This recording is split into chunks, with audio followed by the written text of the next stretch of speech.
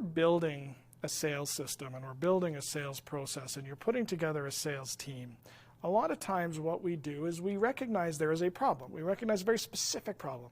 Like, for example, we're having trouble tracking our prospects. Right? We're reaching out to all these people, we're having trouble tracking it. So what do? You say, okay, well, we need to solve that problem. We're having trouble tracking prospects.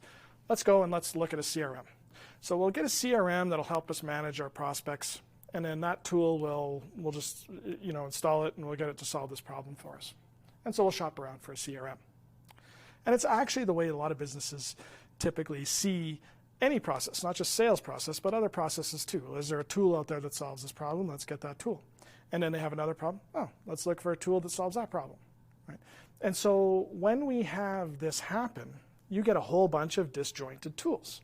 And then you decide, well, how do I get this tool to talk to that tool? Because now I've got another problem. I've got this manual work that goes into this tool, and then I have this manual work that goes into this tool. And sometimes the first tool will advertise, well, we integrate with this other tool. And so you go, well, they integrate with that other tool, so we might as well actually just use that other tool and not actually shop around or find something that's more effective or lower cost. So the first thing that I would recommend doing is actually building a process map that defines all the steps of your process. It's time consuming. If you don't know how to build a process map, which is common issue to have, is people don't understand how to necessarily build the map. Learn first how to put it together to make it work for you so that you understand it, but build a thorough process map that designs step by step all of the different things that you have to do as an organization in order to effectively sell. And so this can include things like the tasks that your team has to perform on a daily basis, prospect management, client management, communication platforms, how many times you're following up within those communication platforms.